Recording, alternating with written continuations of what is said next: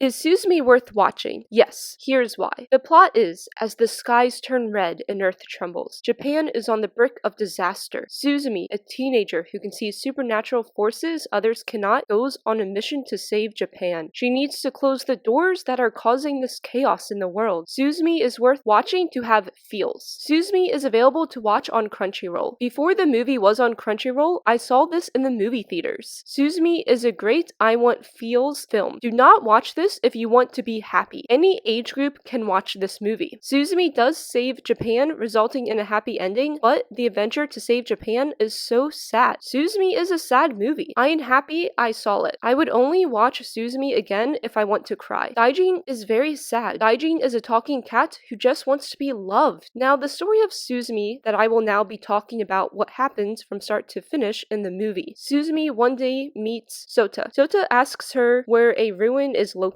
She tells him, and that is it. Later, Suzume goes to this ruin to see what Sota was looking for. At this ruin, there's a mystery door open to another world. Now, this is where the chaos of Japan begins, all because of Suzume. She walks around and finds a stone. When she picks up the stone, it turns into Daijin. Daijin runs away. Suzume goes to school. In school, she sees this creature no one else can coming from the ruin. This creature is the chaos. Suzume goes straight towards the ruin and finds Sota. He is trying to close the door that was opened. She helps him close it. With the door closed, they go back to her house to treat Sota's injuries. It is Sota's duty to close these doors that open. If the door is not closed, chaos happens. Daijin appears, and he is thankful to Suzume for freeing him. He is one of the keystones that can close the doors. He doesn't want to be a keystone again and turn Sota into a three-legged chair. This is where the story becomes sad. Sota, who got turned into a chair, ends up becoming a chair that no longer has the conscience of a human. This Sota chair is just a chair. Daijin, as the film goes on, we learn is sad and lonely. They have always been alone as a keystone. No one visits keystones to talk to them. Daijin is all alone in an abandoned place. Suzume accidentally frees them, and they want to stay freed as Suzume's cat.